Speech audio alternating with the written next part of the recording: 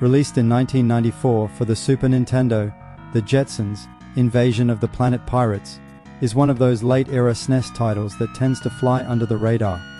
Developed by Taito, the same team behind the Flintstones, the treasure of Sierra Madrock, this game takes the beloved futuristic cartoon family and throws them into a surprisingly challenging side-scrolling platformer. It's bright, fast, and full of personality, but also tougher and more inventive than you might expect from a licensed game based on a Hanna-Barbera show.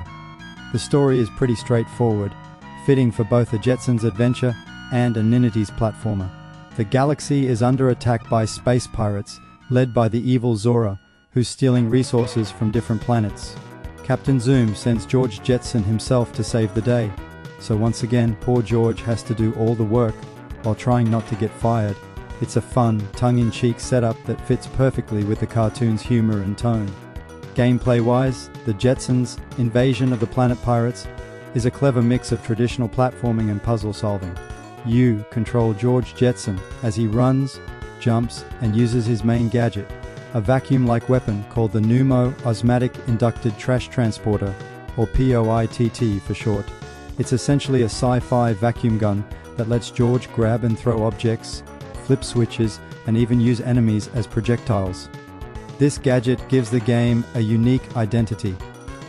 Rather than relying on simple jumping and stomping, you're constantly interacting with the environment. You'll suck up crates to use as platforms, grab enemies to clear paths, and solve small puzzles to open doors or reach higher areas.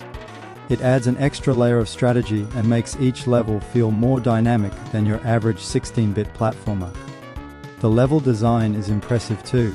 Each of the 6 main stages has its own theme, like a futuristic city, a factory, an underwater base, and even an outer space level filled with anti-gravity mechanics. Every stage introduces new obstacles and enemy types, forcing you to use your POITT in creative ways.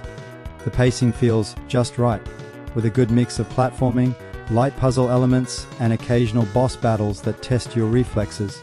The bosses are classic 90s platformer fare, large, colorful, and pattern-based. Each one requires a bit of trial and error to figure out, but they're all fun and visually distinct. Whether you're battling a massive robot or a spaceship pirate, the fights are well designed and satisfying once you learn their attack patterns. Visually, the Jetsons looks great for a 1994 release. The sprite work captures the style of the cartoon perfectly, with bright colors, expressive characters, and smooth animation. The backgrounds are detailed and full of futuristic flair, from conveyor belts and floating platforms to robot workers and space-age machinery. Everything feels alive and faithful to the world of the Jetsons. The music and sound design also deserve praise. The soundtrack is upbeat and catchy, full of cheerful sci-fi tunes that match the game's tone. Each level has a distinct track that keeps things fun and energetic, and the sound effects, especially the vacuum noises from George's gadget, are charming and satisfying. If there's one downside, it's the difficulty. Despite its cartoony appearance, the Jetsons can be surprisingly hard. The controls are responsive but take a bit of getting used to, especially when timing jumps or aiming objects with the POITT enemies hit hard, and the game doesn't offer many continues or checkpoints. It's definitely one of those practice makes perfect platformers that demands patience. Still, once you get the hang of its mechanics, the Jetsons' Invasion of the Planet Pirates becomes a rewarding and surprisingly deep platformer.